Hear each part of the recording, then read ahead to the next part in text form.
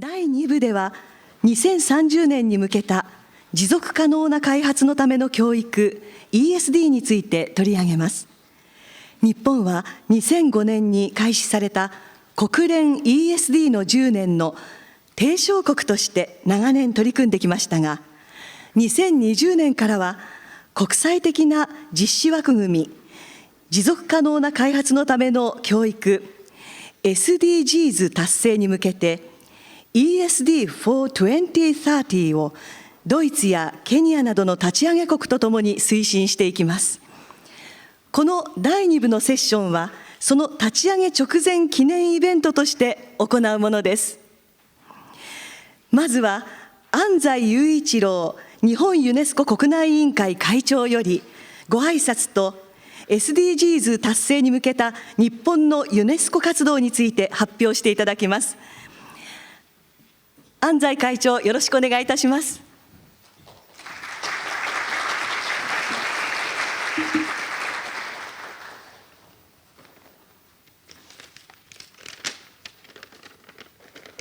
ただいまご紹介いただきました日本ユネスコ国内委員会会長の安西でございます。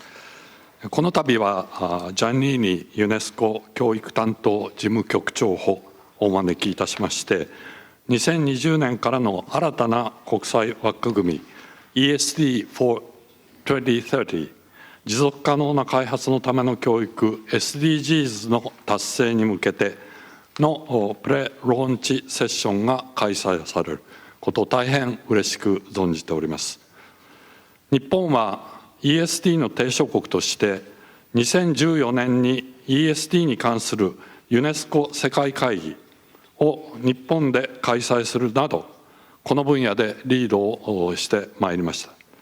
新たな枠組みであります ESD for 2030では SDGs の達成に向けまして、学校、企業、個人など国内外の多様なステークホルダーとの連携が一層重要となってまいります。本日は SDGs 達成に向けた ESD の推進方策につきまして、世代や立場を超えて一緒に考える機会とさせていただきたい。ユースの立場から麗澤中学高等学校の重松様、民間企業の立場から ANA ホールディングス株式会社の伊藤様にご発表いただくことになっております。また、国内の取り組みと国際的な協力が相乗効果を生むように、ドイツやインドネシアの事例も共有していただきます。ここまでが私の今日のメインの役割でございます。This was my main role for today, but let me just add some very brief presentation. というわけで、UNESCO activities in Japan towards achieving the SDGs. And, oh yes. But first, I should share with you three things. One is, of course, SDGs and other activities for UNESCO. Second, this digital transformation. And the third one is educational reform, not just ongoing in Japan. Now, what's happening now for digital transformation, breakthrough of technologies, IoT, big data, AI, robotics, and others, they are all, going on, just not in Japan, but also all over the world. Very competitive but innovative fields. We should share first this one. What's Society 5.0? As Minister Shibayama told us, that's an initiative taken by Japan, started a couple of years ago, a fusion of cyberspace and physical space to balance economic advancement with the resolution of social problems and bring about a human-centric society. So our AI is very important, but our aim is to construct and create more human-centered society. Of course, inclusiveness or diversity and those kind of things are very important, which are the aims of us, not just advancing technologies. Oh, yeah. The third one was the reform of articulation of high school and university systems. Now going on in Japan, first, high school education. That should be reformed very much. Of course, university education. Universities are now confronting with the change of the world and change of ages. And of course, the change of technology like digital transformation. And in between, we have the selection of university entrance.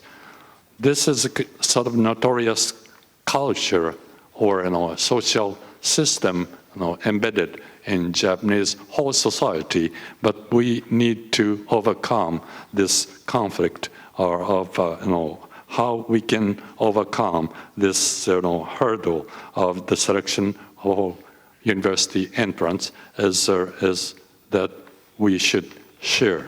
Now, from next year, by the lead of Minister of Education, the entrance exam will be changed, but that a must we should do for the future, not just for Japan, but for the world. And the educational reform of Japan include 3 pillars of competencies required in each subject. The first one, down below, left side, knowledge and skills. The right-hand side, ability to think or make decisions, express one's thought.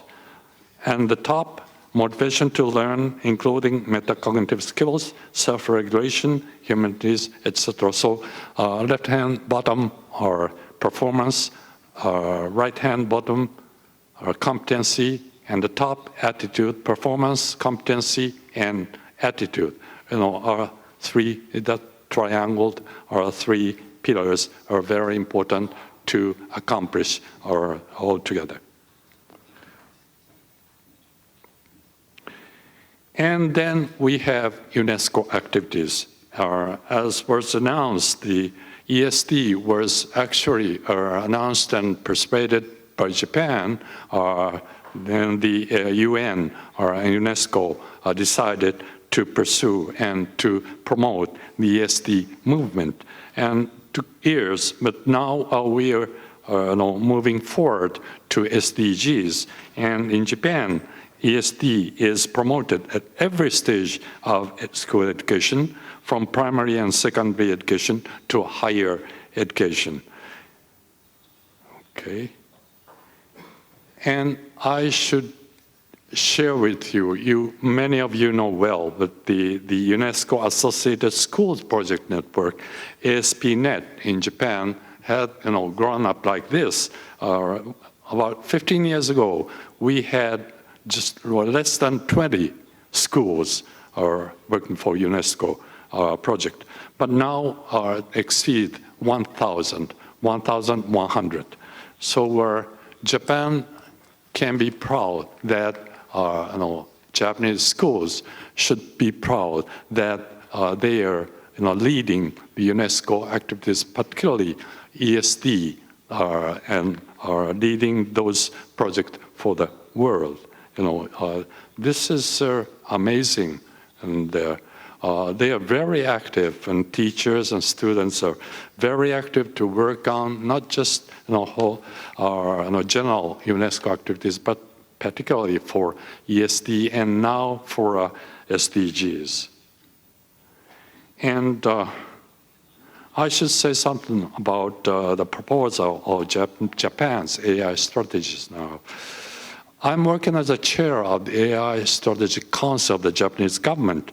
And like this, we are now planning to promote the human resource development or education that would suit for the 21st century education.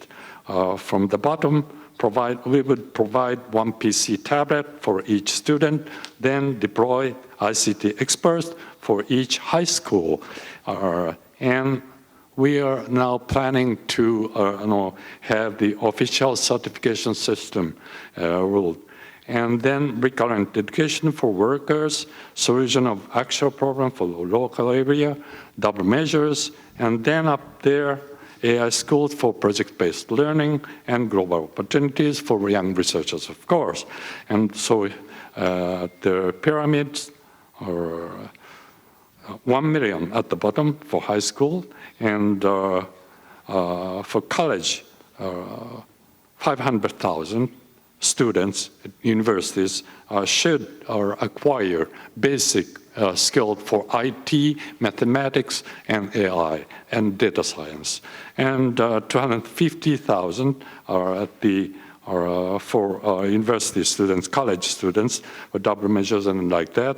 And then at the top, 2,000, and then 100. We have that pyramid and numbers, and they're rather challenging, I should say. But this kind of change of the school system and curriculum is also the must for Japan toward the future. That proposal was announced last June, and it includes not the educational reform, but other kind of things. The second one is the deployment to real world.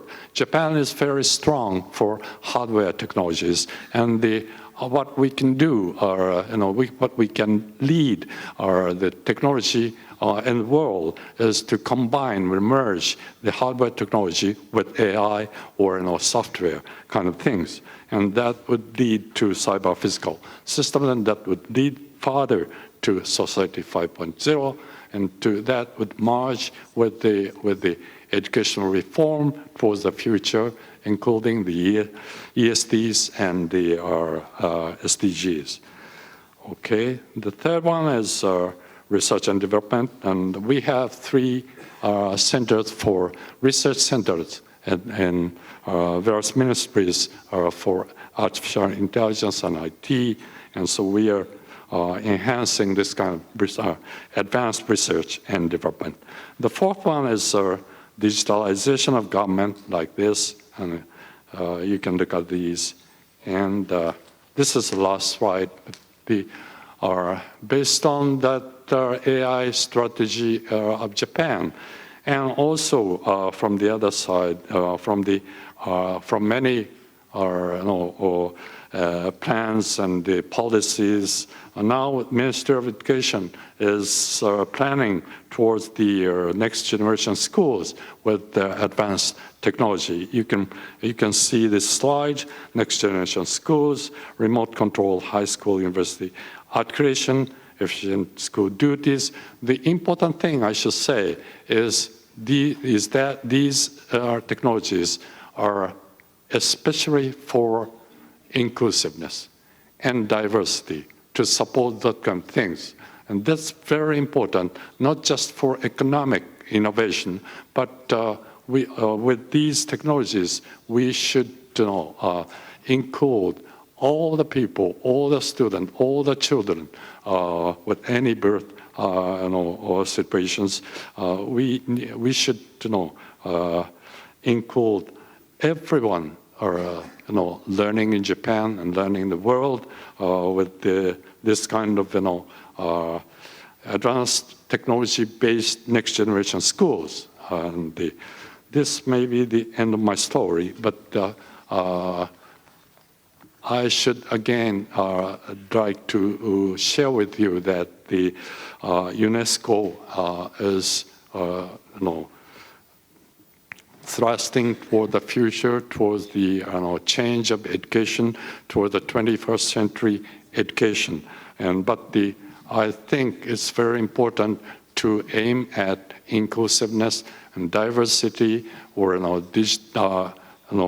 eliminating digital gaps and other kind of things that are suffered by many people, many students, many children in the world. and Japan should lead this movement, and I hope that I can share with you all the things I said. Thank you very much.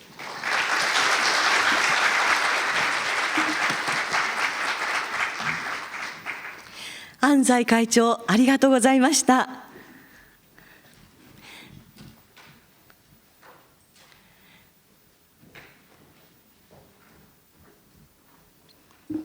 今少しテーブルの移動などございますのでお待ちくださいませ。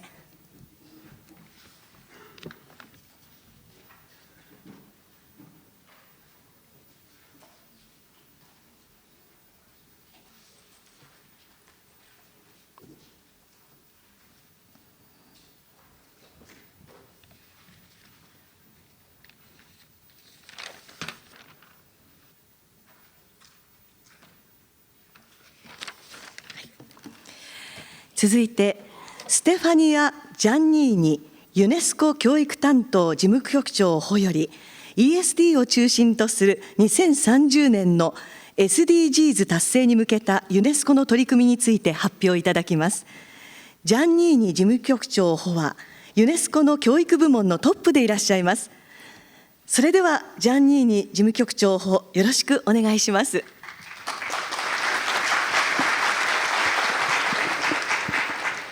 Excellencies, ladies and gentlemen, dear friends, it's a great honor, a great pleasure for me to be here today representing UNESCO and join the government of Japan and all this G20 community on the occasion of this side-related event to the summit of G20 after the Argentina experience, and looking forward to Saudi Arabia the next year.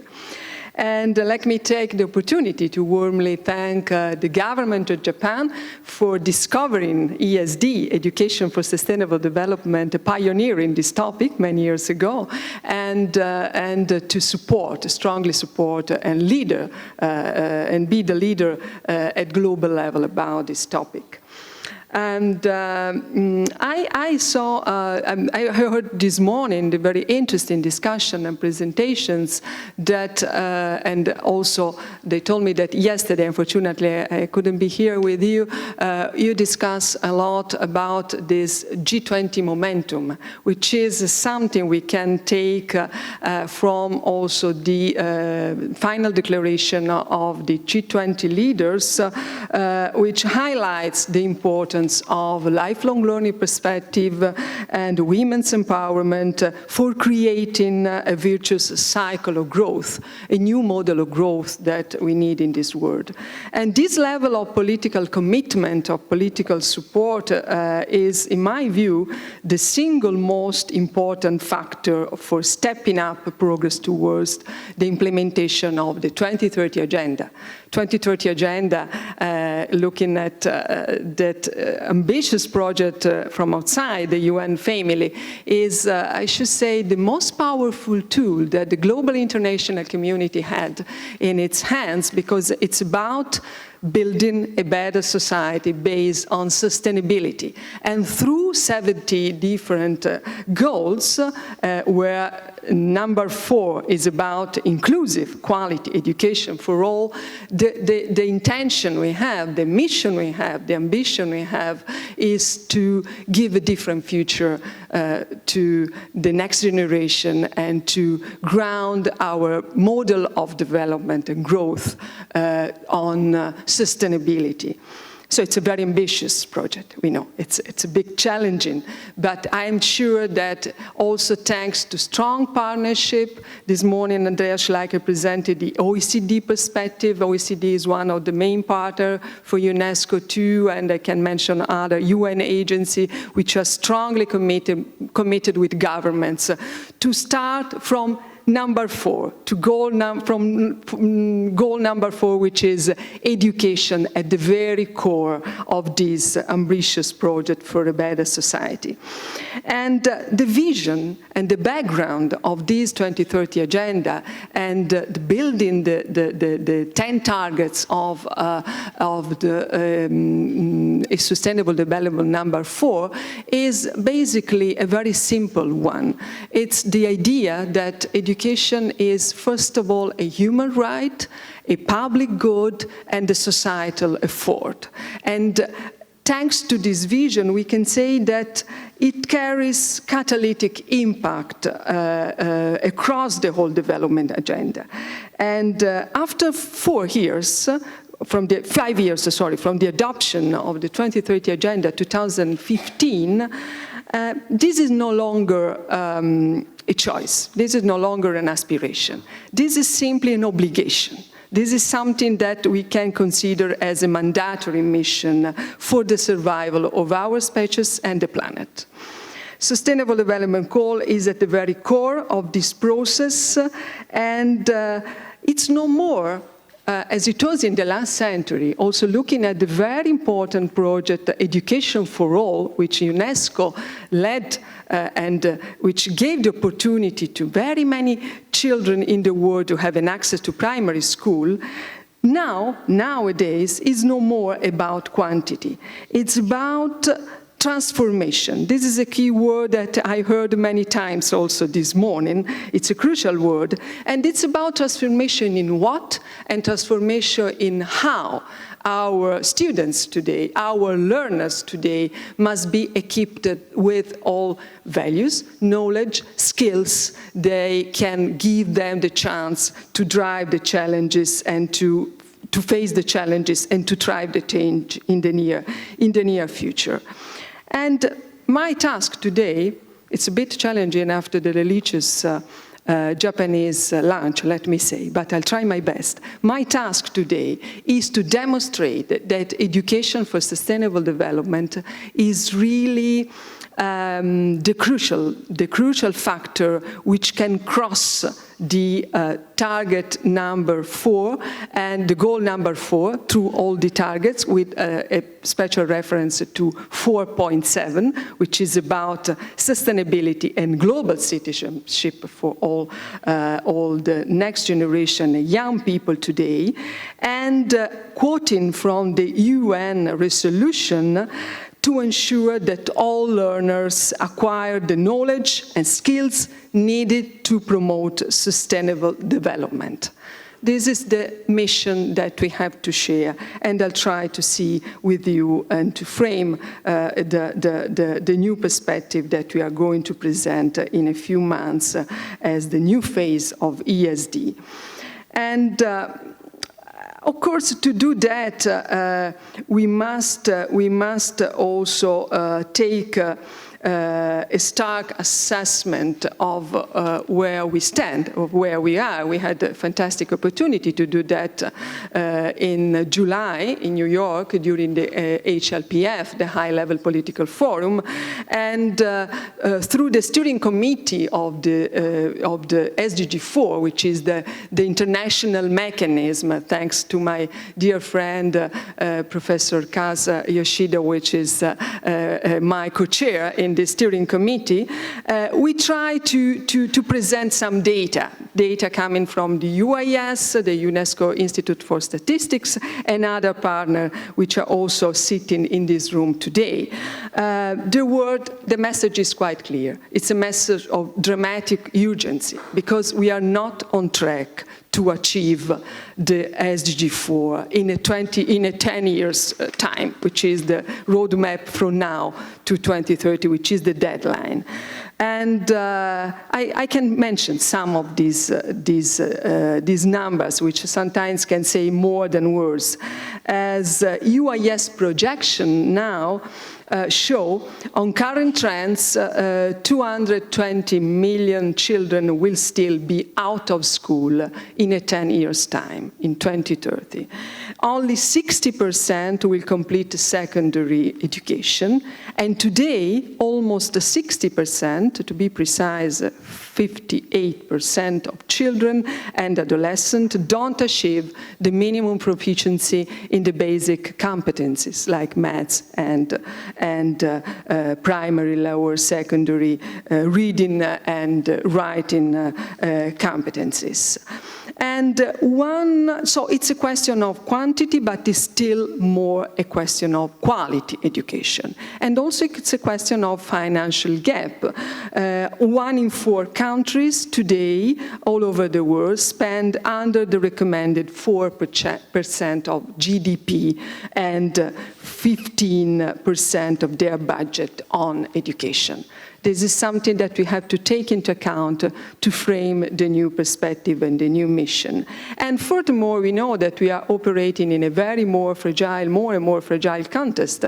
We have big challenges and trends that are around the community of educators and the specialists. It's about migration, as we never saw in this planet recently. I mean, and it's about Asian society in some parts or regions of the world. Japan is a case. Europe is another very good case. And it's about still the climate change, which impact we know specifically this year, where the attention will be focused also during the UN General Assembly, very, very strictly put on this topic.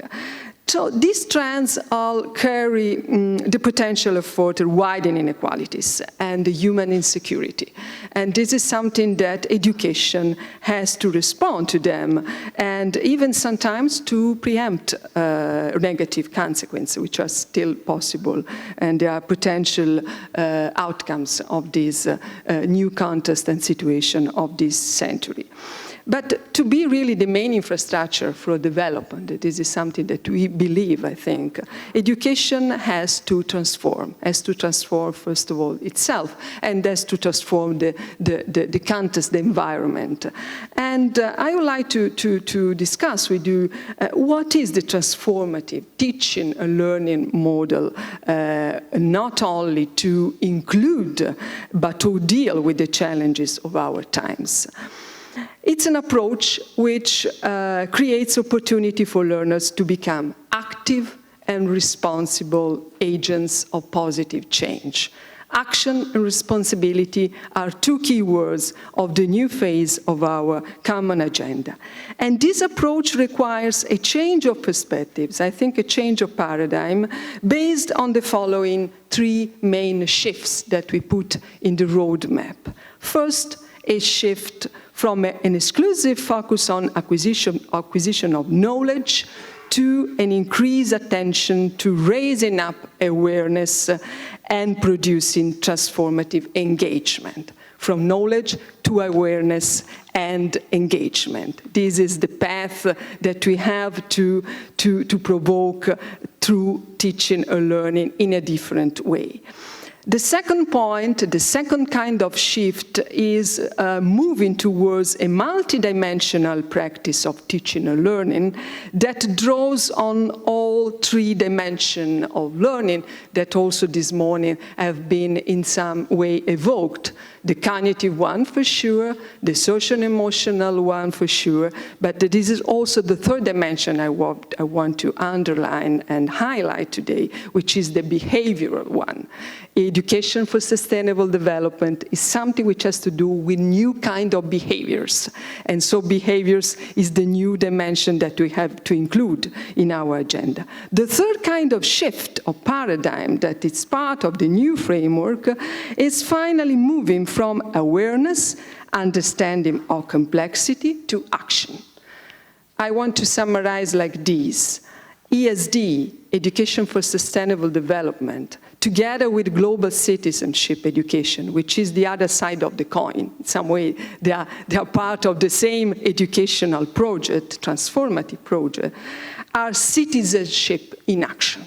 Our citizenship in action, that means that it's not a project of teaching and learning in the classroom between teachers and learners, as it was in some way in the past, but it is something which has to do with open schools, which can demonstrate their impact and their action plan also in the society. I enjoyed so much the presentation from students in the agency OECD project this morning, and they can demonstrate very simply that you can do that. You can do some result, and our ASP.NET schools are doing about sustainability more or less the same, thanks to Professor ANZAI for mentioning some of the very clear instances of that.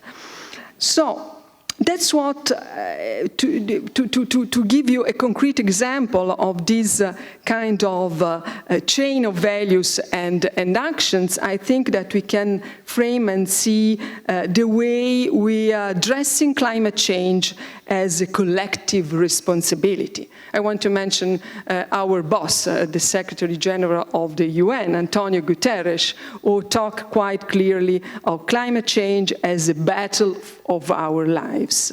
And we can see also this mission is sending youth on the street. It's calling for action, it's calling for better awareness, it's calling for better knowledge. So 3D dimensions are part of the same mission that once again are in some way the pillar of the new phase of transformative education.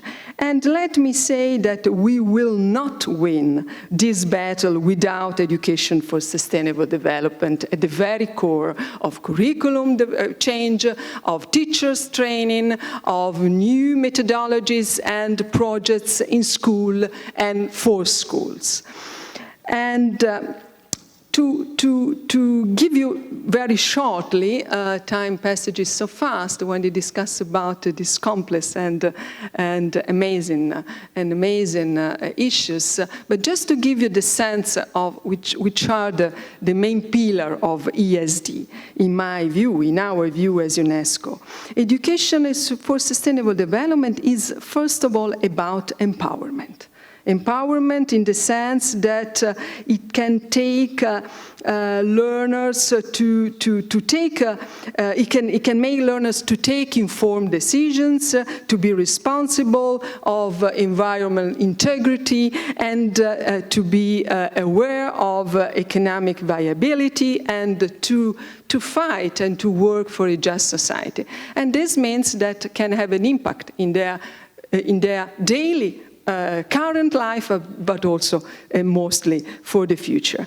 And ESD is also about transformation, we said many times, but I want to say revolutionary transformation. This is the key word that we have to have the courage to pronounce, as it aims to transform the way people think and promoting learning to live sustainably.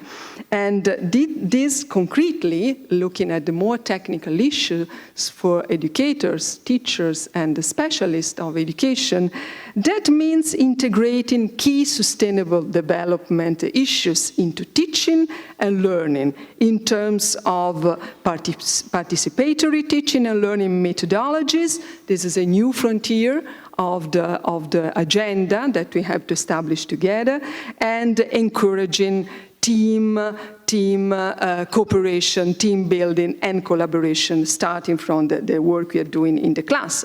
We see something like this in Japan. There are a lot of very good instances.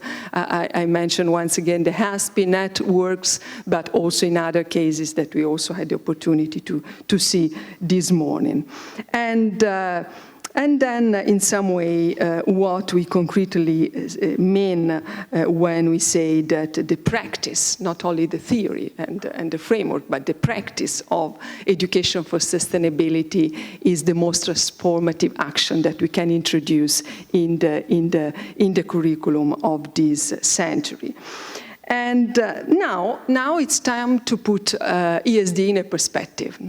That's also my pleasure to start to do today. Of course, we have an history behind us, as the ESD roadmap started exactly 4 years ago, and this something, concretely, I mean, the Global Action Program, which went from 2015 to this year, and it was launched at the UNESCO World Conference on Education for Sustainable Development in this country in Aichi, Nagoya, in September, so it's exactly 4 years ago. And the Global Action Program, known in technical words, an acronym as GAP, aims to scale up action in 5 years, in 5 concrete areas of intervention. I want to remind you the 5 lines of action that you already ran. First, advanced policy. Policy are the very beginning of everything. They are based on legislation, actions, and then implementation. Second, transform learning and training environments. Third, building capacities of educators and trainers. Fourth, mobilize youth. It's about awareness I mentioned before. And 5, accelerate sustainable solution at local level. The local level dimension from the global principles and the values we share is another very, very important dimension we have to reinforce. So in other words, to cut it short, this program really brought a lot of evidence of the power of partnership, the power of involving in the process itself not only the world of education, but civil society, of course governments that as UNESCO as our counterparts first, and the private sector. This is something which makes a sort of new community which can develop in the near future, the new agenda. And now, as the GAP comes to an end this year, we are preparing for the next phase. And the next phase will, I'm sure, promising and exciting as well. And a new implementation framework entitled Education for Sustainable Development Towards Achieving the SDGs is ready to the approval of UNESCO General Conference this year in November. And it is taking stock of lessons learned from the past, and it will be launched. This is a pre-launch, as Professor ANZAI mentioned before. Will be launched officially in Berlin, 2nd, 4th June next year, thanks to Germany to be another big champion at global level about this topic.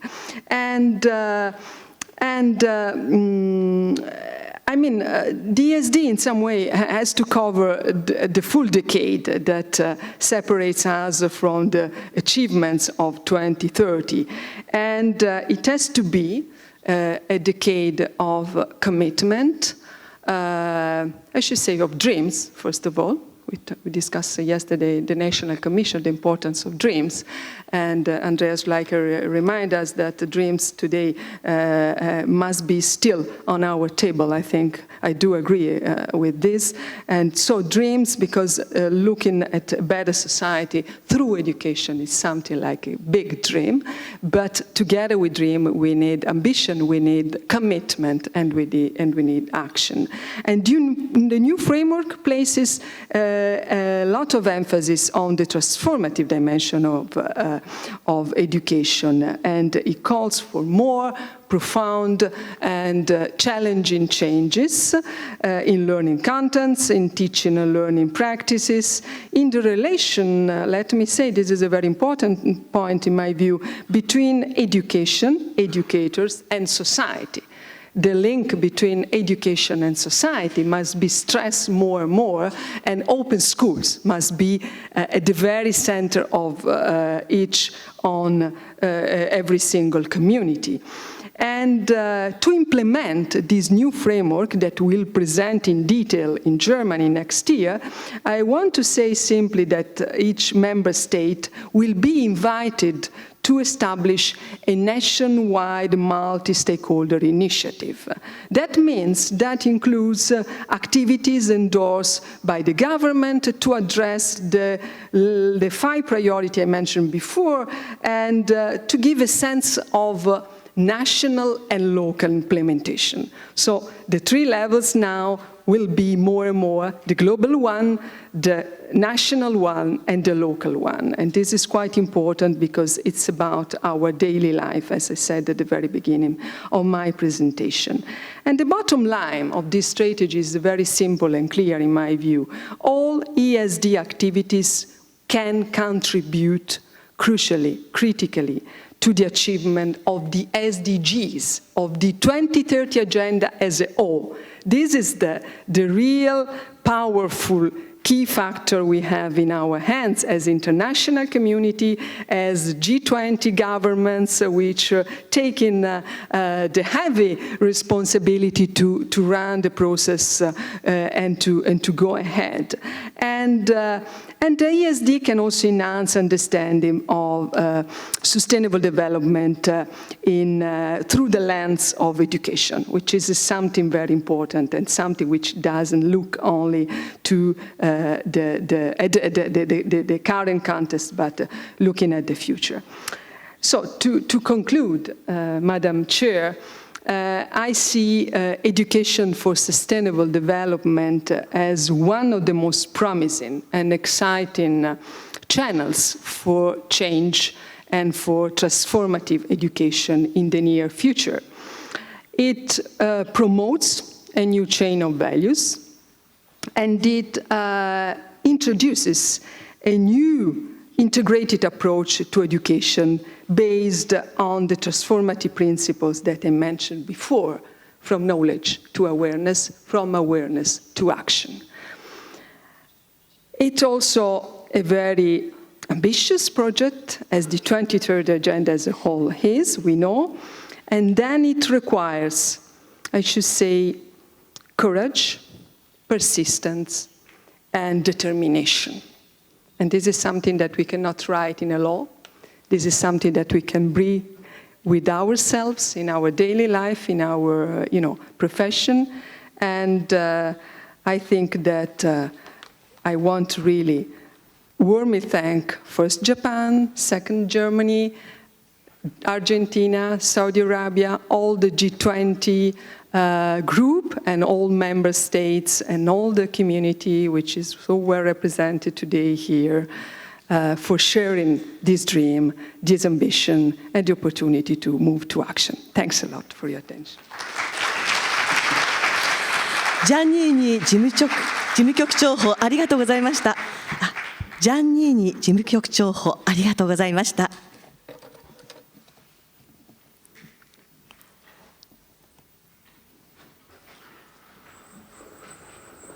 しばらくお待ちください。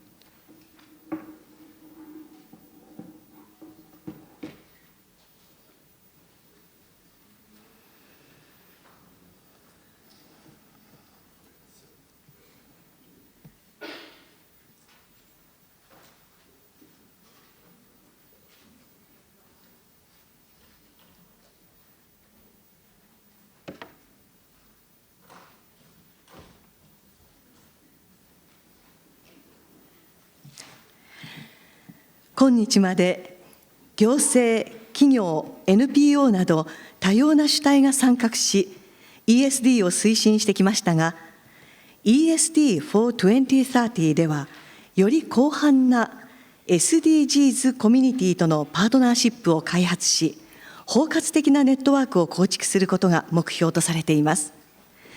ESD を全国展開する際の多様な主体の参画・協働が、日本が長年培ってきた強みではありますが、ESD の成果を国内外に発信し、地域共通課題の解決に資するためにも、今後、国内外の多様なステークホルダーと連携しながら取り組むことが必要不可欠となります。こうした観点から、日本のユース・民間企業の立場から、そして ESD for 2030の立ち上げ国であるドイツ、東南アジアの G20 メンバー国であるインドネシアから、それぞれの取り組みを発表していただきます。はじめに、ESD 日本ユースのメンバーとして、これまで ESD 活動に積極的に取り組み、麗澤中学高等学校教務部副部長でいらっしゃいます重松雅治様より、ユース及び学校の立場から ESD を中心とする2030年の SDGs 達成に向けた取り組みについて発表していただきます。重松様、よろしくお願いします。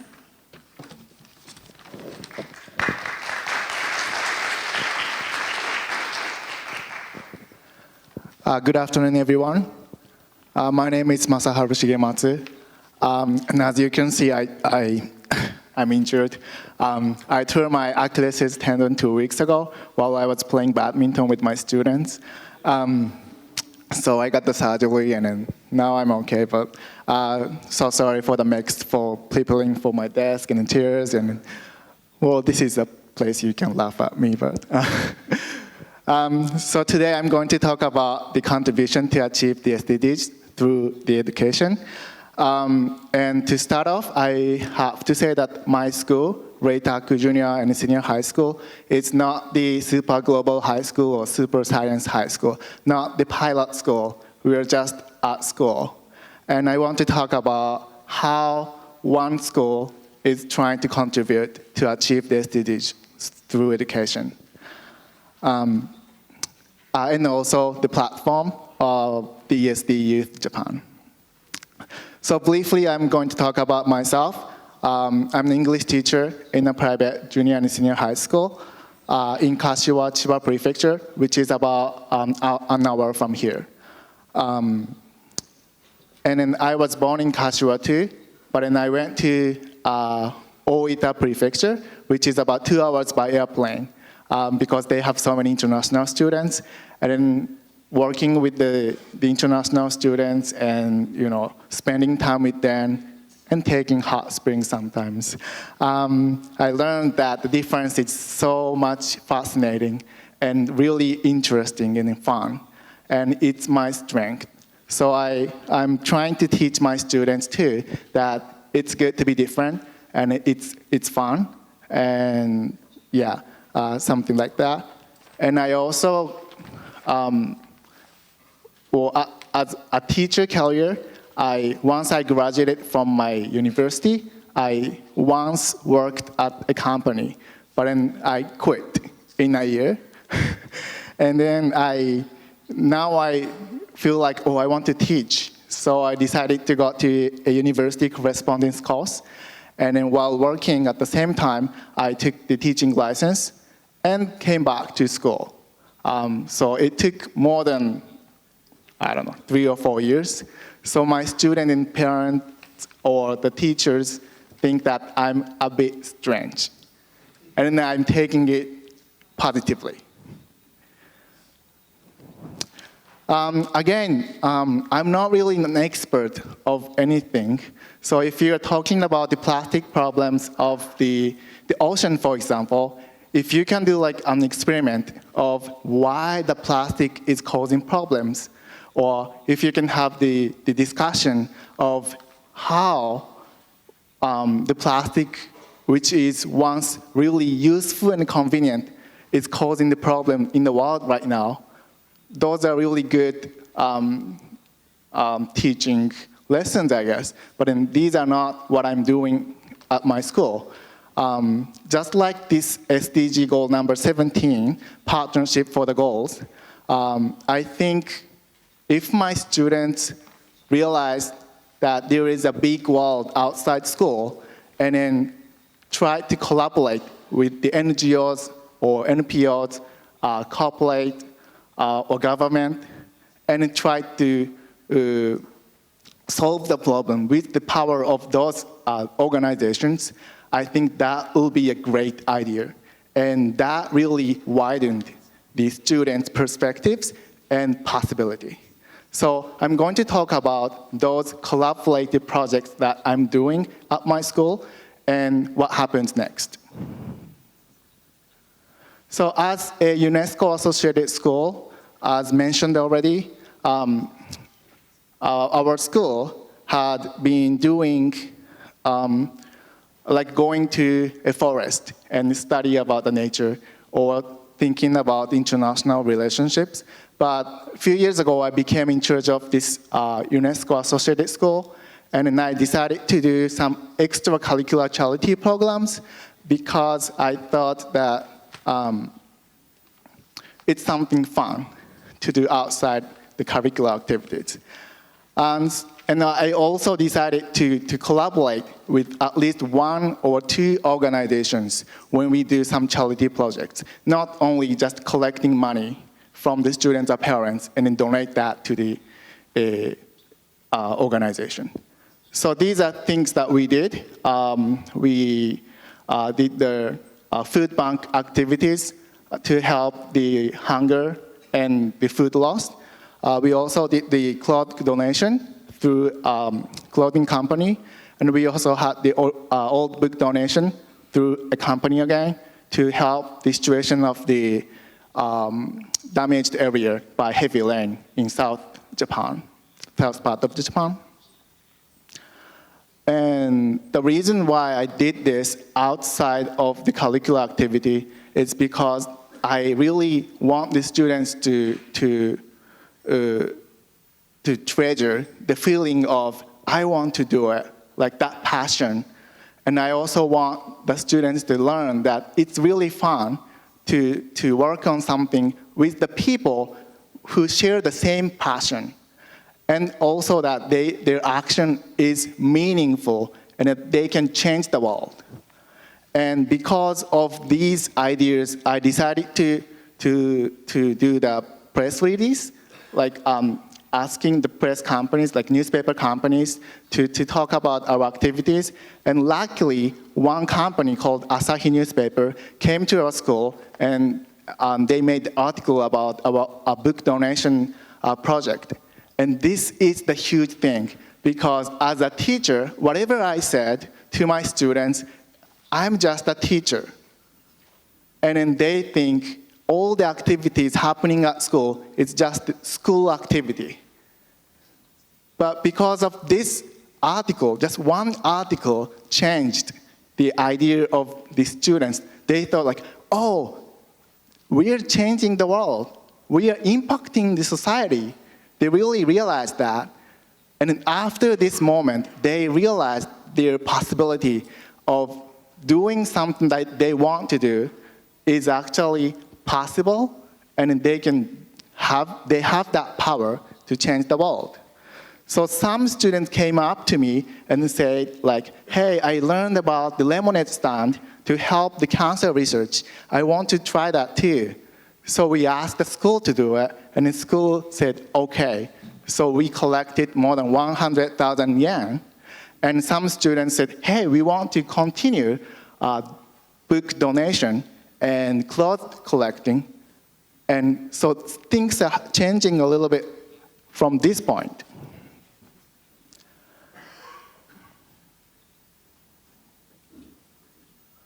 And this year, a group of students decided to try some activities to help the situation of the Great East Japan earthquake, which happened 8 years ago on March 11th. So 2 students in high school went to a seminar in Tokyo, and for the first time, they heard the voice of the victims by tsunami. And they thought, oh, this needs to be heard by more students, more friends, my father and my mother, so many people, they need to hear this. So they talked to an organizer and said, hey, I want to have this at my school too. Those organizers were moved by those high school ladies, and then they decided to have it on my school. The students had the sports festivals, or they have to study for the entrance exam for the university too, but they managed to do that. And then on June 22nd, Saturday, we welcomed 2 victims of tsunami, and 1 NHK reporter, and 1 representative of the NGO who is helping this situation. And we held the symposium for the first time at my school. We had students, but parents as well, and we also have some neighbors coming to this symposium to hear about the real situation of the Tohoku area now. And happily, the other student, not the one who organized this event, but the other student thought that, oh, we should do more to help this situation. And talking to the school, that we have the cultural festival coming up in September, and the students said, hey, we should donate the money we raised in the cultural festival to the NPO so that we can at least help a bit. So this is the picture of the students and the symposium. So one student's action or the passion really changed and moved the adult and in the school. The other students joined the study tour of the earthquake and then conducted the fundraising in Tokyo. And they decided to talk to the school to plan a better and practical evacuation training at school. So these actions by students really inspired parents now, because they're looking at the students and they realize that, oh, the school is somewhere that supports students' activity. And parents are also helping more and more. So for example, they became more supportive of the charity collection, or the parents have more conversations about the volunteers at home, and they even come to school to join the event and learn about the social problems. And also teachers in school, we are changing too because of the students' motivation. One young teacher came up to me and said, like, oh, I want to try fair trade coffee activity because that's also one good thing to do. So last November, we held the first fair trade coffee stand and to help the situation of the coffee farmers. We could raise more than 100,000 yen again, and that's a huge success. So now looking at these activities, the only thing I did was the first 3 actions, and the other actions are by students.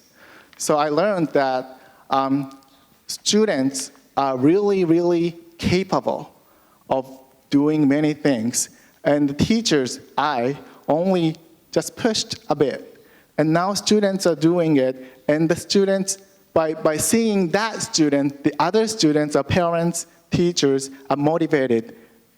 This cycle or this culture is now at my school for the first time in history. But I have to tell that to start that first activity, I was not confident enough. And so thanks to these communities, like Japan-US Teacher Exchange Program, or ESD Teacher Program, or ESD Japan Youth Conference, I learned so many basic things about ESD, and also have friends and colleagues to talk and get some support from the members. So I want to talk about this ESD Japan Youth Conference a little bit. So this activity, this conference, it started 5 years ago in 2014 by Mixed and Goy Peace Foundation. And last year I joined this conference. On more than 250 members all over the Japan are coming, are already in a platform. So these people are all facilitators for us. And not only teachers or students, but also like NGO people or enterprise people, government. So many people from so many sectors are coming and talk about the ESD. So we have so many angles that we can talk about the education and so many supports that we can get. Also, you can find at least 1 or 2 people on each SDG goals who are working on this on SDG goals in a conference.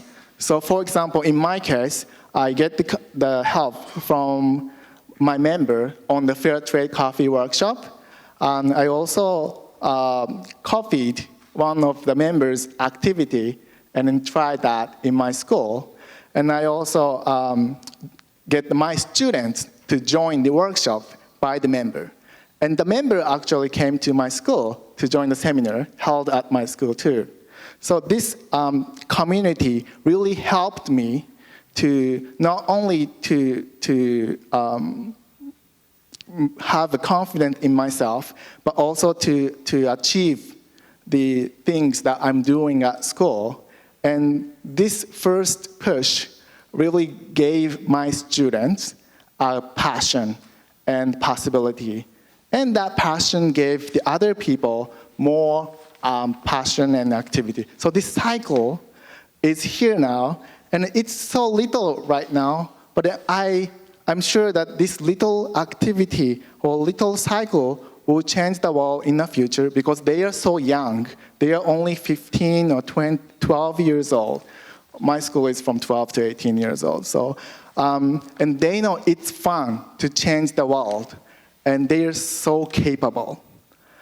So at school, in conclusion, what we can contribute to achieve the SDG goals is to build this cycle and to create the students who has this mindset. And I'm trying my best to have more and more students like this. Thank you.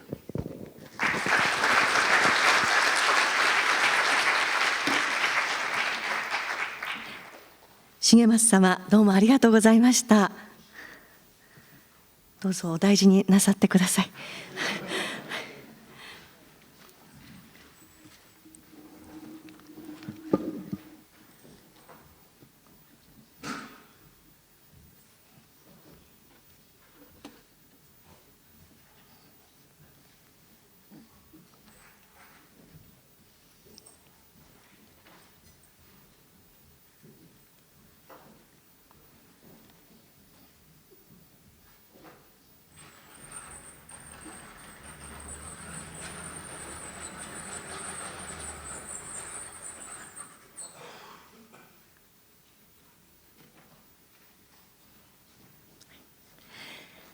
続きまして ANA ホールディングス株式会社取締役常務執行役員でいらっしゃいます伊藤豊様より、民間企業の立場から次世代育成に焦点を置いた2030年の SDGs 達成に向けた取り組みについて発表していただきます。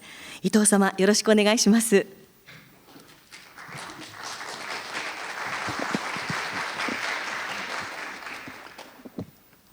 So good afternoon, ladies and gentlemen. It is my great honor and pleasure to be here today to make my presentation regarding ANA Group's initiatives for fostering the next generation. And now, please excuse me for making my presentation in Japanese. では、まずはじめに ANA グループの環境社会貢献活動の全体像についてご説明したいと思います。私ども ANA グループでは安心と信頼を基礎に世界をつなぐ心の翼で夢にあふれる未来に貢献します。というグループ経営理念を掲げております。そしてその経営理念の達成に向けましてグループ全社員が持つべき心構えあるいは取るべき行動のもととなります5つの行動指針 ANZAI というものを定めておりましてその中の一つで社会への責任ある行動を全社員に対して求めております。これらの理念あるいはガイドラインのもと策定いたしました方針に沿った活動を心の翼プロジェクトと総称して推進してまいっております。この心の翼プロジェクトにはこちら画面で青と緑で彩られているところがございますがこちらの環境への貢献活動というものとそれから隣のオレンジとピンクで彩られております社会への貢献活動この2つがございます。今回のテーマはこの囲ってありますピンクの部分ですけれどもこちらに関わるものでございますがこの社会貢献活動といたしましては従来から各空港所などの事業所単位で航空教室を中心とした次世代育成を行ってまいりました。現在ではこの活動がさらに発展させまして持続可能な社会づくりの担い手を育むということに貢献すべく2017年度より体験型次世代育成プログラムでございます ANA ブルーアカデミーを展開しております。この ANA ブルーアカデミーの目的は子どもたちが自分の未来を切り開く力を育みこれから出会うさまざまな人々と作る未来について自ら体験し自ら考える機会これを提供していくことでございます。それを通じまして SDGs の17のゴールのうち4番目の質の高い教育をみんなにそれから10番目の人や国の不平等をなくそうそして11番目の住み続けられるまちづくりを作ろう町を作ろうこの3つのゴールの貢献を目指してございます。今年の9月時点で ANA ブルーアカデミーには2つのプログラムがございまして1つは画面の左側にございます未来スクールというものでございます。でもう一つは右側にございます共にスクールというものでございます。未来スクールは ANA グループの特徴的な仕事体験を通して子どもたちが未来を切り開く力を応援するキャリア教育プログラムでございます。一方共にスクールは一人一人の個性を大切にしてそれぞれの良さを生かしながら安心あったか明るく元気な未来をみんなで一緒に作るということを考える共生社会創造プログラムということが言えます。それではまず最初に未来スクールにつきまして映像でご紹介したいと思いますのでぜひご覧ください。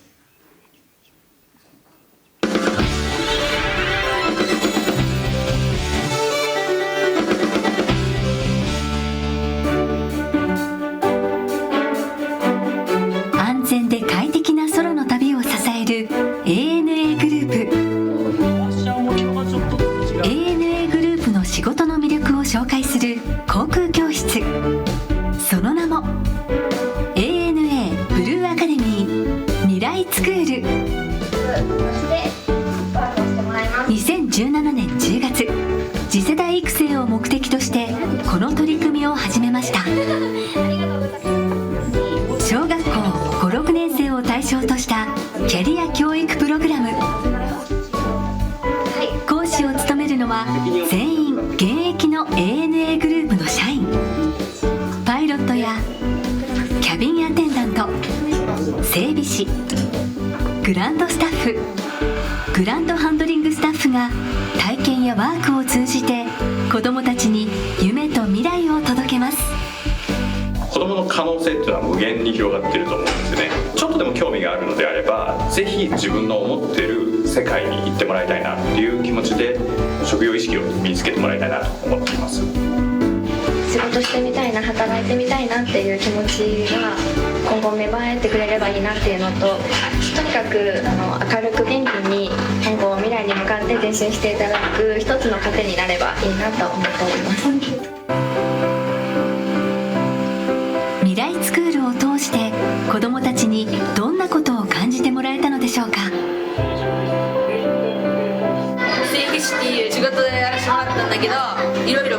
があって覚えきれないぐらいあるって知って、飛行機に関わる人たちって大変だなって思って、なんか尊敬する気持ちが出ました。参加した子どもたちが夢や将来を考えるきっかけに。次世代育成プログラムに取り組む専門家からも期待が寄せられています。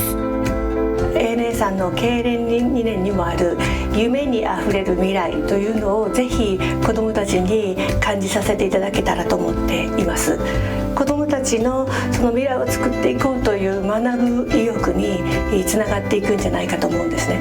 社員さんにとっても子どもたちと関わることによってご自身の新しい気づきですとか、その新しい刺激につながっていくんじゃないかなというふうに期待をしています。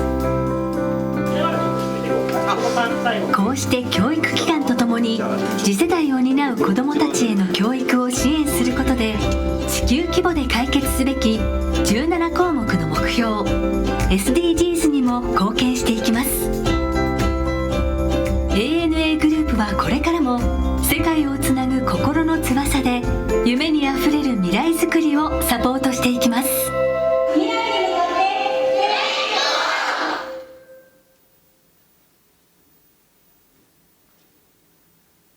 今ご覧いただきましたが、この未来スクールには4つの特徴がございます。まず1つ目は、教育分野における東京2020の公認プログラムに認定されております。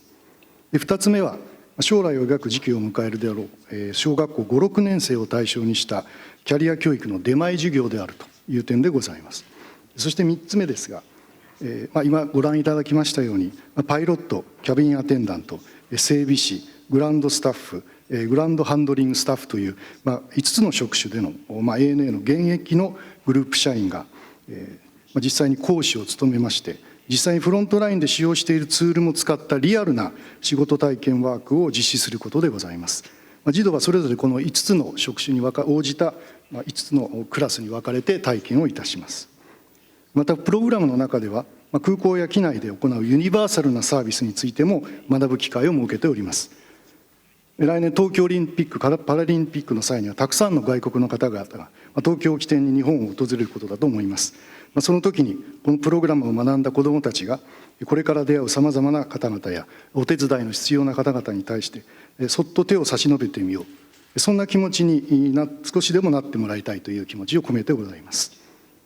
さらに子どもたちが学んだことを家庭や友達に伝えて広めていく、いわゆるリバースエデュケーションの効果も狙ってございます。最後に4点目ですけれども、新学習指導要領の趣旨にのっとりまして子どもたちが仲間と協力相談して諸課題を解決していくアクティブラーニング方式を取り入れていることでございます。このアクティブラーニング方式につきましては次のスライドでパイロットの事例を使いまして具体的にご紹介したいと思います。ご覧のように3つの飛行経路がございますけれども、ここでは子どもたちがパイロットに実際になりきったつもりでこの3つのコード123からまず自分だったらどれが一番いいだろうかというところを考えまして、で続いて仲間と話し合って議論しながら最終的な回答を見出していく、最終的にコードを決定していくというプロセスでございます。でこの3つのコードですが実は全て正解でございまして、パイロットは飛行機に乗り込むときにはまずお客様の様子を観察いたしまして、でそして運航中はパイロット同士や客室にいるキャビンアテンダントと情報交換を、揺れの状況であるとかお客様の様子を情報交換いたしまして、でそしてそれをもとにパイロット同士で意見を交わしてさまざまな要素から最終的に一番最適なコードを選んでいくというようなプロセスがあるということをここで学びます。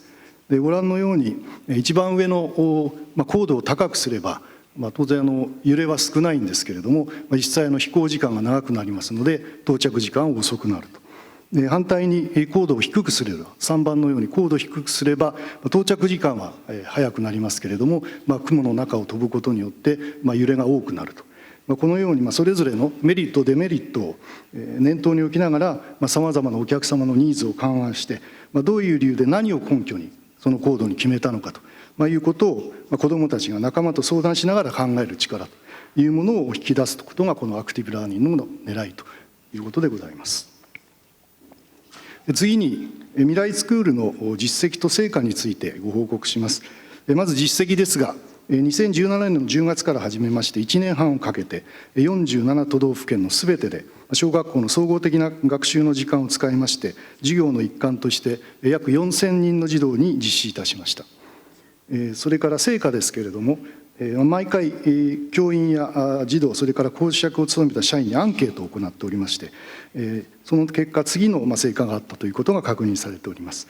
まず教員の方々からはキャリア教育を効果的に授業に取り入れることができたということ、それから児童の皆さんからは大人になって働くってかっこいいというような将来を描くきっかけになったということ、それから講師役を務めた社員からも児童たちに自分の仕事のやりがいであるとか、あるいは魅力を伝えることで改めて会社への帰属意識、あるいは仕事を選んだ時の頃を思い出してリフレッシュした気持ちで仕事に臨むことができるようになったというようなフィードバックをいただいております。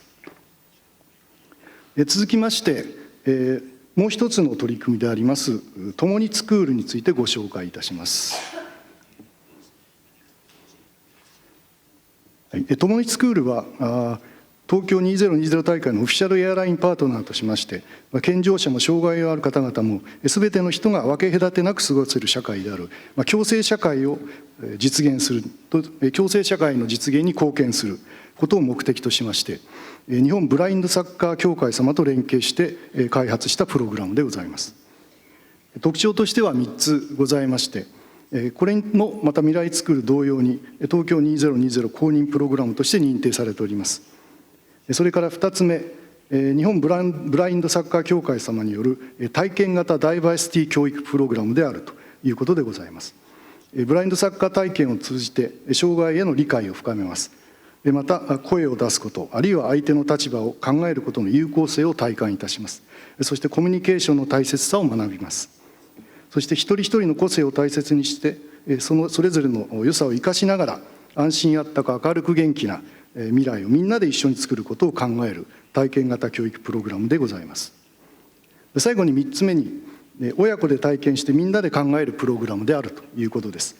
親子やみんなで体験したことを振り返って共生社会を作るために自分たちができることを自ら考える、そういったきっかけ作りに貢献しております。この共にスクールの今年2019年の展開ですけれども6月1日の東京開催を皮切りにいたしましてご覧の全国8カ所で展開してまいっております。以上 ANA グループの取り組みについていろいろお話ししてまいりました。締めくくりにあたりまして私どもはこの取り組みを通じて非常に印象に残った出来事を一つご紹介したいと思います。未来スクールでは体験した児童の中には障害を持ち車椅子の生活をしている児童もおりました。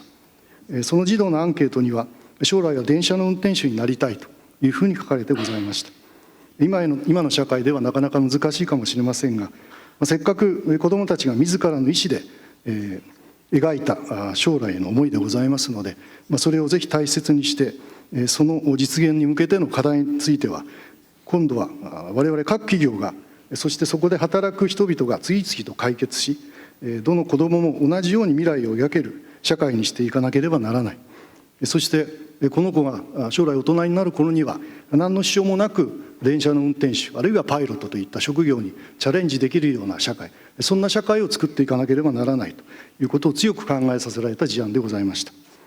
もとより一つの事業ができることには限界がありますがそれぞれの企業が事業特性や得意分野を生かしてこれからを生きる子どもたちのために持続して課題を解決していくこと、そのことが SDGs の達成につながっていくというふうに思っております。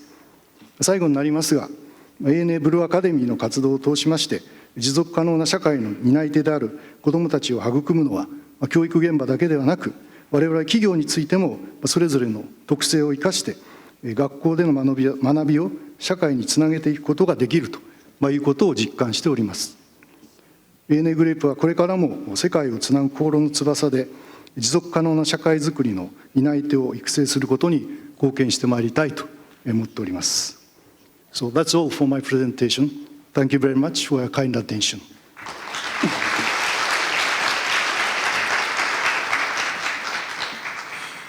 伊藤様、ありがとうございました。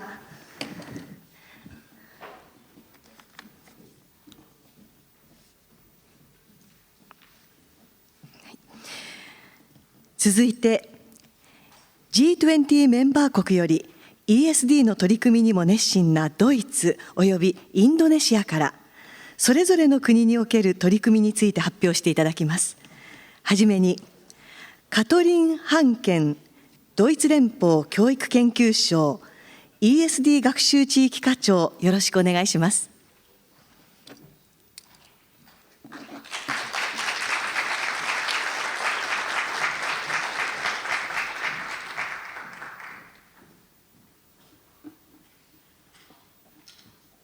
Good afternoon, ladies and gentlemen. First, I would like to thank the colleagues from the Japanese Education Ministry for the kind invitation to present Germany's approach on implementing education for sustainable development in front of you today.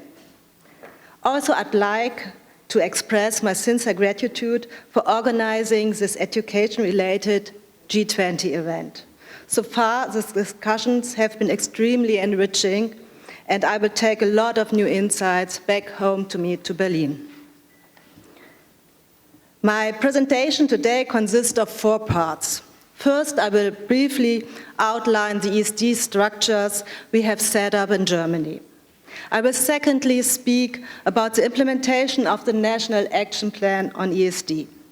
I will then introduce the German ESD Awards and finish the presentation with a brief outlook into the next year. At the United Nations Summit in 2015, the countries of the world agreed on 17 Sustainable Development Goals in the 2030 Agenda. The 2030 Agenda is a foundation to connect the protection of natural resources worldwide with social justice, economic progress, and cultural change. But how does the guiding principle of sustainability come into everyday life? How do our actions affect us and our environment? That's what education for sustainable development is all about. At the German federal level, not only our ministry, but the whole federal government stands behind ESD. The sustainability strategy of the federal government emphasizes that ESD should be anchored in all areas of education. The objectives are the promotion of education in sustainability courses and the promotion of sustainability in education. Consequently, the German federal government attaches considerable political importance to the national implementation on the UNESCO Global Action Programme on ESD.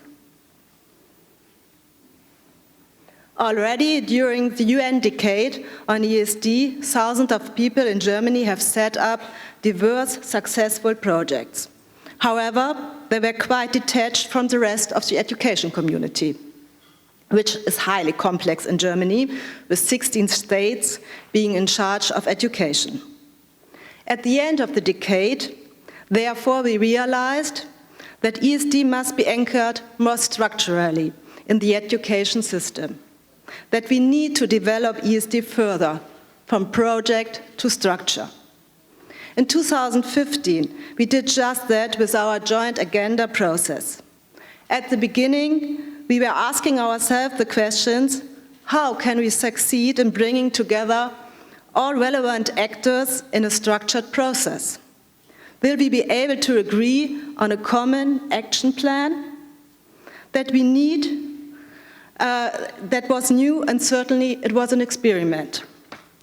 As a Federal Ministry of Education and Research, we wanted to create the framework, and we were ready to organize and to finance the process. Today we can say with joy and pride, the experiment has succeeded. More than 300 actors from civil society, science, business, the federal, state, and local authorities have worked intensively and highly productive over the past 4 years in 6 expert forums, 10 partner networks, as well as in the national platform, the main steering body on ESD in Germany. Chaired by the Education Ministry and established in 2015, the national platform consists of 41 members at decision-makers level. They include the main stakeholders of the German education system, such as the Standing Conference of the Ministers of Education and Cultural Affairs, the Confederation of German Employers Association, the German Trade Union Confederation, the German Adult Education Association, 4 federal ministries, representatives of the main associations and municipalities, as well as influential NGOs. They all share the goal of implementing ESD along the chain of lifelong learning. The national platform is supported by 6 expert forums: early childhood care and education, school, technical and vocational training and education, higher education, non-formal and informal learning, youth, local authorities. The expert forums have made a significant contribution to the development of the National Action Plan. 10 partner networks contribute to the networking of stakeholders in educational practice and provide key impetus in the implementation of ESD on the ground. The networks also perform the important task of initiating good practice examples. Together, we showed that the development towards a sustainable future is possible with persistence, competence, and the will to change. All the countless hours that many experts have voluntarily invested have paid off. On June 2017, the national platform has adopted the National Action Plan on ESD. This is a milestone for education for sustainable development in Germany. The action plan is not a plan by the Education Ministry or the federal government. It's a plan that belongs to all participants of the process, to the federal government, the states and municipalities, to academia and civil society. They all stand for these goals and measures, because we know that we can only succeed together. The National Action Plan shows the field of action in curricula as well as in pre- and in-service training and education for educators and trainers, in formal, non-formal and informal education. Furthermore, the plan focuses on strengthening ESD networks and good practice, as well as whole institution approach to ESD. The action plan defines 130 objectives and 349 measures to scale up ESD in all areas and at all levels of the German education system. But don't worry, I'm not going to present them all today. After the adoption of the National Action Plan, the real challenge began, the implementation of the plan. All members of the national platform serve as advocates of ESD, also within their own organizations and institutions. They have been called upon to propose commitments in order to support the implementation of the National Action Plan. So far, we received 305 commitments for ESD in all areas and at all levels, from early education to continuing education for employees and managers. We are building even closer ESD ties along the education chain. We know how necessary this is when we hear and read on a daily basis about the effects of climate change, the scarcity of resources, or poverty implied. In the following, I would like to tell you a few examples from the different education areas. We start in early childhood care and education. Most of you have probably experienced how the youngest are inspired by nature and its protection, how thoughtful they become when it comes to the destruction of livelihoods and injustice. Our flagship foundation, the Early Childhood Education in Germany, the Little Scientist House, has devoted itself to ESD. The foundation provides ESD training for professionals. They develop ESD materials and support the implementation of the whole institution approach on ESD in their facilities. Their networks include more than 26,000 kindergartens, daycare centers, and elementary schools in Germany. Ultimately, ESD is crucial in schools. The state of Baden-Württemberg, for example, has included ESD in its new curriculum for all schools, which was introduced in 2017. ESD has been consistently and systematically anchored in the curriculum. The state provides training courses for its implementation. For instance, an online course on the new ESD guiding perspective was offered to teachers when the new curriculum was introduced as part of an online training program. The integration of ESD in Baden-Württemberg concerns all subjects and types of schools. We support ESD also in vocational education and training. With our funding line, Vocational Training for Sustainable Development, sustainability finds its way into everyday working life. We have strong partners in this field. Both the German Chamber of Industry and Commerce and the German Confederation of Skilled Crafts are developing a qualification offer for managers in matters of sustainability, especially in small and medium-sized enterprises. It is just as important to embed sustainability in universities and in research, from curricula to sustainable campus management. We support both students who implement their own ideas and the universities themselves. There's a strong network of universities promoting ESD throughout Germany. For instance, the Heidelberg University of Education implements ESD as an integral component of teaching. ESD is not only important for children and young people, but also for adults. The German Adults Education Association reaches people of all ages. As a commitment to the National Action Plan, it provides information material on ESD for all 900 adult education centers in Germany and offers ideas for local implementation. In all education sectors, as well as in the overall policy process, youth participation plays an important role. Therefore, a youth forum and a youth conference were implemented in 2017. The young people constantly remind us that we need to act faster and more insistently. The members of the youth forum also serve as change agents to further motivate other young people for ESD.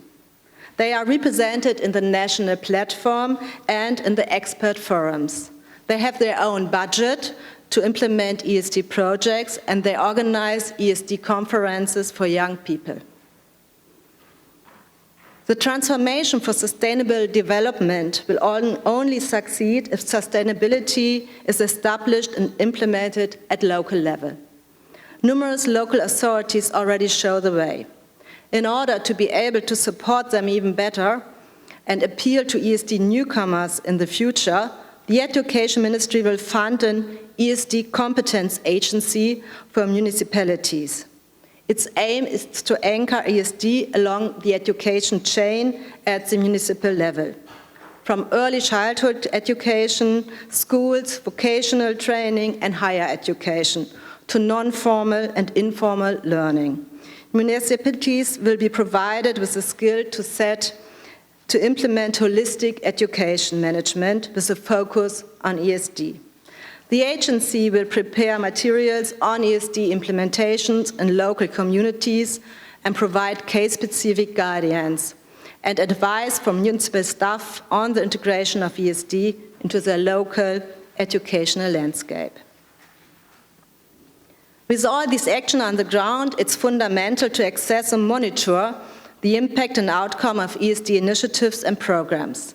Therefore, the Education Ministry funds the development of ESD indicators to measure and monitor progress in ESD implementation in the area of schools and vocational schools. The indicators will be used for the German National Sustainability Development Strategy and educational reporting. Another way to highlight ESD engagement is through the ESD Awards. The Education Ministry and the German Commission for UNESCO honor formal and non-formal places of learning, local communities, and networks which implement ESD in high quality. Their hallmark is particularly successful and long-term implementation of ESD. Over 200 local authorities, learning spaces, and networks were selected for awards in the last 3 years.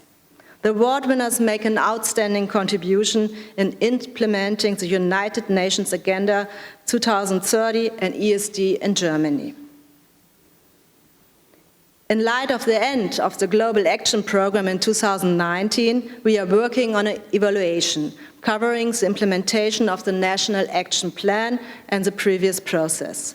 With a view to the long-term goal of Agenda 2030 and to the upcoming ESD for 2030 framework by UNESCO, priorities in 2019 are to review target attainment, to adjust and, if necessary, revise the objectives with a view to the international ESD process. Although our activities are no longer restricted to an ESD bubble, and we have made a lot of progress in winning new stakeholders for ESD, the challenge remains to reach all citizens and learners. Therefore, we will strengthen our efforts on communication. Most importantly, however, I'm delighted to announce that UNESCO's global launch of the upcoming ESD for 2030 framework will take place in Berlin from 2nd to 4th June. We expect more than 800 guests from all over the world discussing the priorities of ESD implementation as of 2020. I very much look forward to interesting discussions on the future of ESD in Berlin. We need to continue to drive change. We have less than 4,000 days until 2030, given the task of achieving more sustainability in education. That's not too much time. ESD is education for the preservation of our livelihood, so every day counts. Thank you very much for your attention.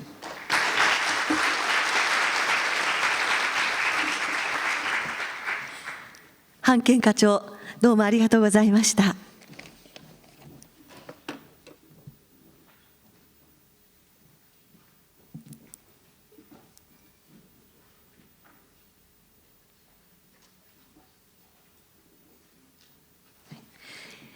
続きまして、リカルド・ヌルザルインドネシア研究技術高等教育省計画局長、よろしくお願いします。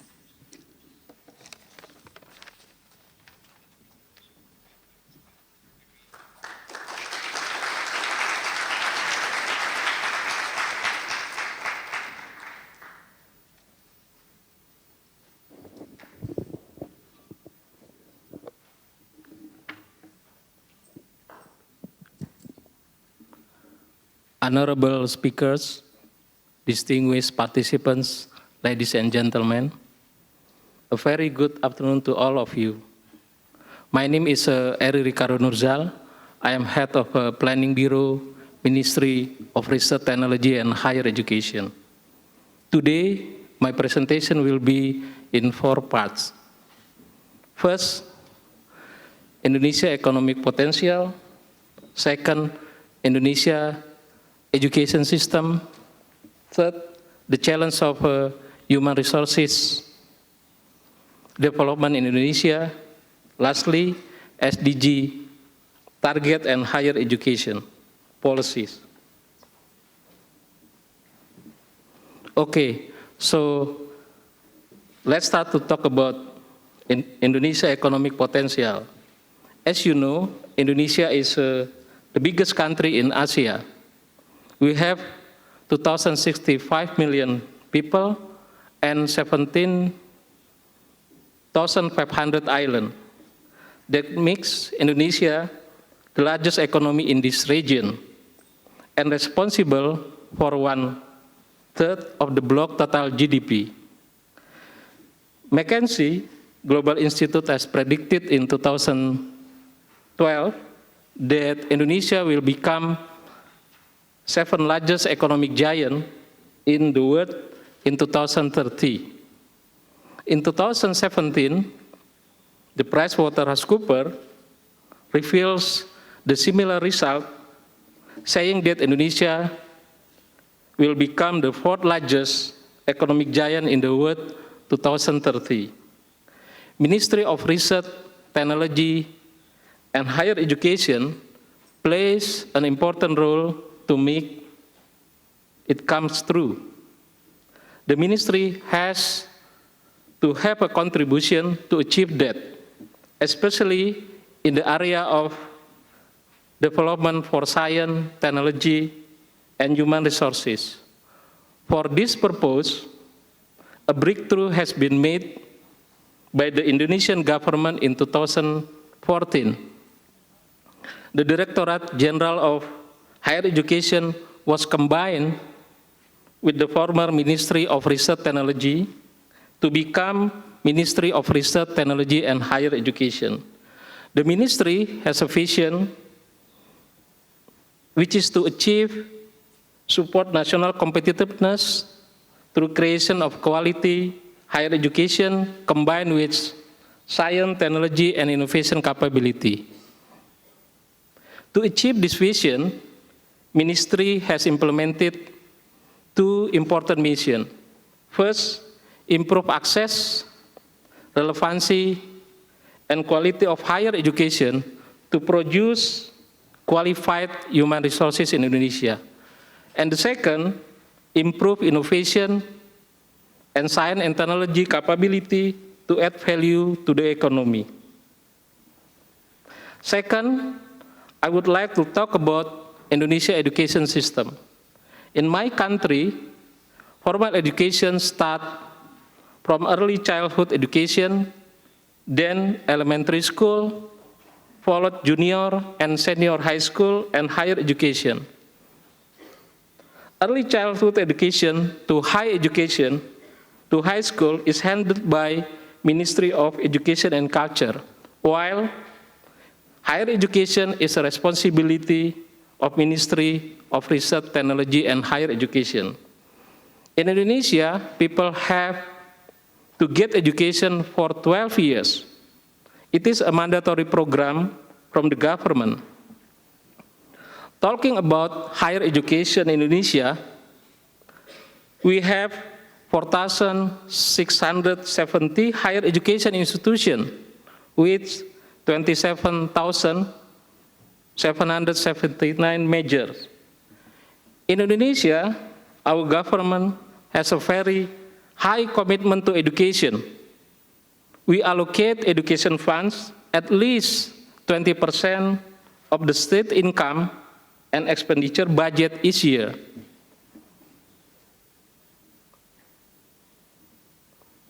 Turning to the third part of my talk, I would like to share about the challenge of Indonesia human resources development. Our government faces some big challenge in manpower.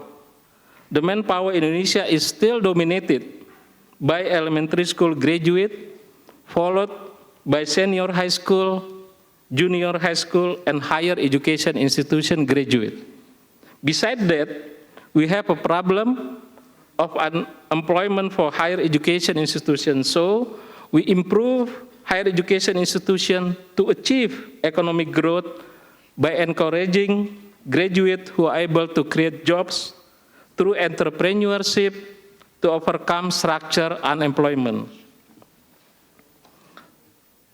Lastly, talking about SDG target, we have some policies to achieve them.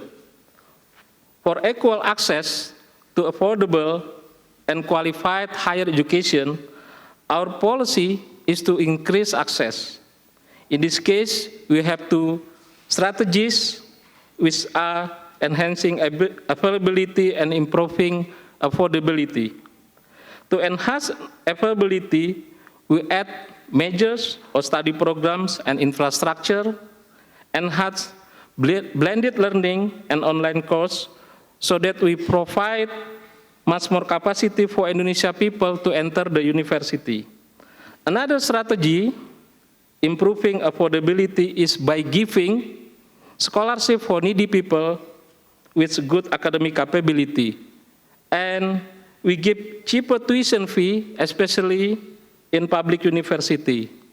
Also, for equal access to affordable and qualified higher education, we improve quality of tertiary our education by giving operational cost assistance, lecturer qualification improvement, and research and innovation facility. In the target for equal access to affordable and qualified higher education, we revitalize our polytechnic.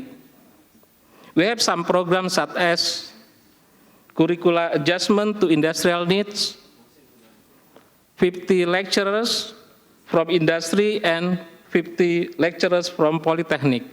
We also apply dual system, 3 semester studied in polytechnic and 2 semester in industry. And for 1 semester, the student can choose whether they would like to enter the polytechnic or go to industry. And we also develop teaching factory, retraining polytechnic lecturers, and development of polytechnic as competency test institution and profession certification institution. To provide relevant skill for decent work, we do a curriculum reorientation.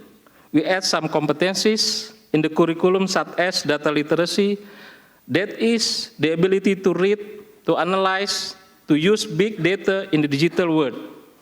Technology literacy, that is the ability to understand mechanical system work, to use the application of technology, coding, artificial intelligence, and engineering principle and biotechnology.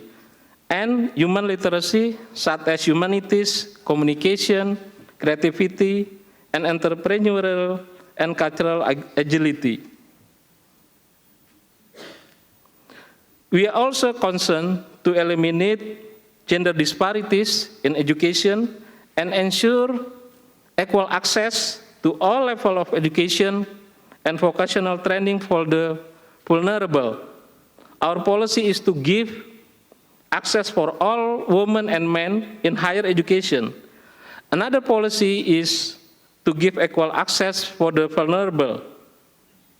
We give equal access for persons with disability so they are not left behind.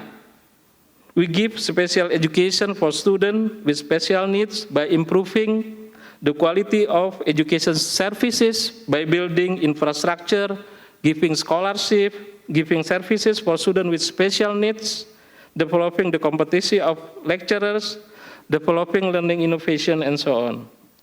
To ensure that all learners acquire the knowledge and skills needed to improve sustainable development, we encourage higher education institutions to establish lifelong working unit.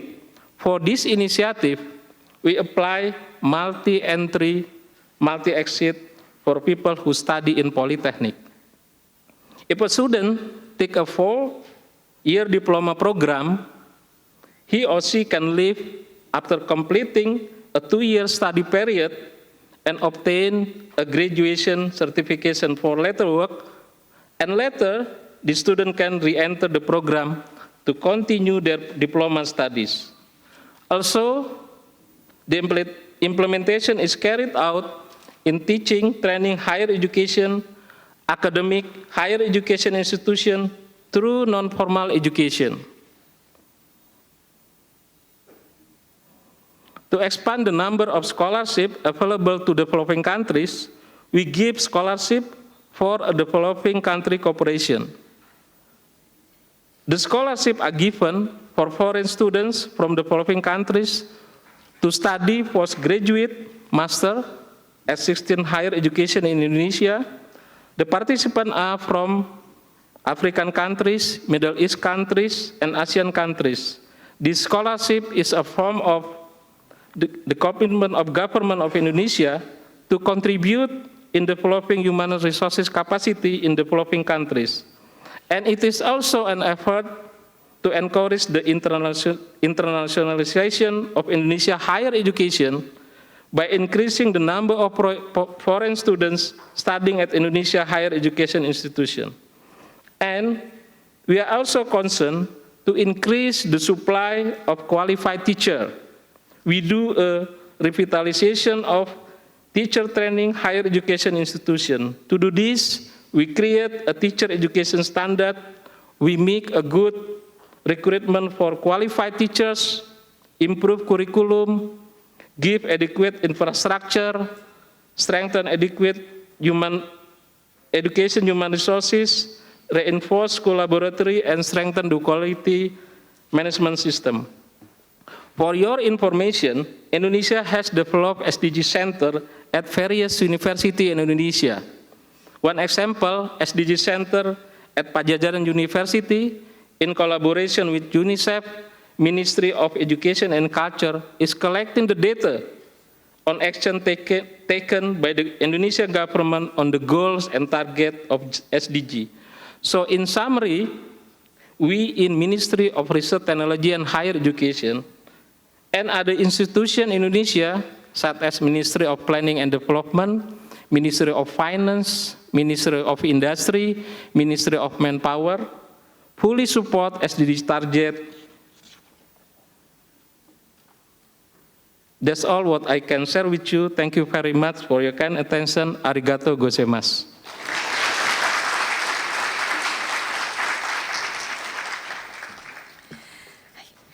リカルド・ヌルザル局長、どうもありがとうございました。第2部で発表された6人の皆様に今一度大きな拍手をお願いいたします。